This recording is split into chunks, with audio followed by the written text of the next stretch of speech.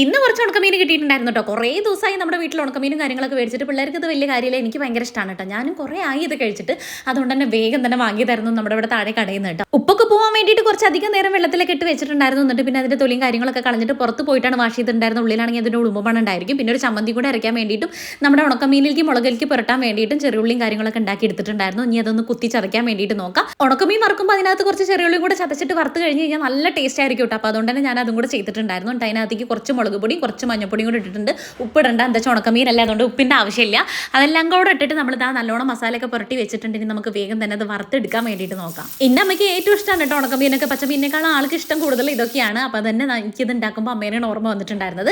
ഉണക്കമീൻ അവിടെ ആവട്ടെ, ആ സമയം കൊണ്ട് നമുക്ക് ചമ്മന്തിക്കുള്ള പരിപാടി നോക്കാം. ചമ്മന്തിക്ക് വേണ്ടിയിട്ട് 2-3 പച്ചമുളക്, കുറച്ച് ഉപ്പ്, ചെറിയുള്ളി ഇതെല്ലാം കൂടെ കുത്തി ചതച്ചിട്ട് അതിനകത്തേക്ക് കുറച്ച് പുളിയും കൂടെ ചേർത്തിട്ട് നല്ലോണം ഒന്ന് ചതച്ചെടുത്ത് കഴിഞ്ഞ് കഴിഞ്ഞാൽ നമ്മുടെ ചെറിയുള്ളിയും പച്ചമുളകും കൂടെ ഉള്ള ചമ്മന്തി അങ്ങോട്ട് റെഡി ആയിട്ടുണ്ട്. ഇനി അതിനകത്തേക്ക് കുറച്ച് അധികം വെളിച്ചെണ്ണയും കൂടെ അങ്ങോട്ട് ഒഴിച്ച് കൊടുത്തു കഴിഞ്ഞാൽ പൊന്ന് സാറേ ഇത് മാത്രം മതി കഴിക്കാൻ വേണ്ടിയിട്ട്. ഇതെല്ലാം കൂടെ ആയപ്പോൾ എനിക്ക് തോന്നി ഇനി നമുക്ക് പഴങ്കഞ്ഞി കഴിച്ചാലോ എന്നുള്ളൊരു ഐഡിയ തോന്നാതില്ല.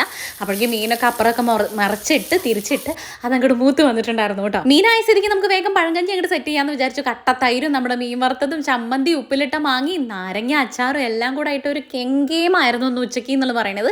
അപ്പോൾ നല്ലോണം തണുത്ത ചോറ് എടുത്തിട്ടുണ്ട്. വെള്ളച്ചോറ് എന്ന് പറയും നമ്മുടെ ഇവിടുത്തെ തലേ ദിവസത്തെ ചോറ് പഴങ്കഞ്ഞി. അതിനകത്തേക്ക് കട്ടത്തൈരും നമ്മുടെ വറുത്ത മീനും ചമ്മന്തി അച്ചാറും ഉപ്പിലിട്ടതെല്ലാം കൂടെ ഇട്ടിട്ട് ഞാനിതാ ഒരു പിടി പിടിക്കാൻ വേണ്ടിയിട്ട് പോവാണ്. നിങ്ങൾക്ക് ആർക്കെങ്കിലും പഴങ്കഞ്ഞി ഇഷ്ടമുണ്ടോ ഗൈസ്? എനിക്ക് നല്ല ഇഷ്ടമാണ് കേട്ടോ. ഞങ്ങൾ ചെറുതിലില്ലേ കളിയൊക്കെ കഴിഞ്ഞ് ഒരു 10-10:30 ആകുമ്പോൾ അമ്മ ഞങ്ങൾക്ക് വെള്ളച്ചോറ് ഉണ്ണാൻ വേണ്ടിയിട്ട് വിളിക്കും. മക്കളെ വെള്ളച്ചോറ് ഉണ്ണാൻ വായോ എന്ന് പറഞ്ഞിട്ട്. ആ സമയത്ത് ഇത്ര വിഭവങ്ങളൊന്നും ഇല്ലെങ്കിൽ ഒരു ചമ്മന്തിയും കട്ടത്തൈരും ഉണ്ടെങ്കിൽ ഞങ്ങൾ വയറ് നിറയെ കഴിച്ച് നീട്ടിട്ട് പിന്നെ ഓടി പോകും കളിക്കാൻ വേണ്ടിയിട്ട്. പഴങ്കഞ്ഞി കഴിക്കാൻ എടുത്തു കഴിഞ്ഞാൽ എനിക്ക് അതൊക്കെയാണ് കേട്ടോ ഓർമ്മ വരിക. അപ്പോൾ ഇന്നത്തെ വീഡിയോ ഇത്രയുള്ളൂ. നിങ്ങൾക്ക് വീഡിയോ ഇഷ്ടമാണെങ്കിൽ സബ്സ്ക്രൈബ് ചെയ്യുക, ലൈക്ക് ചെയ്യുക, ഷെയർ ചെയ്യുക, കമൻറ്റ് ചെയ്യുക. നാളെ നല്ലൊരു വീഡിയോ ആയിട്ടാണ് എല്ലാവർക്കും. Tata bye, see U.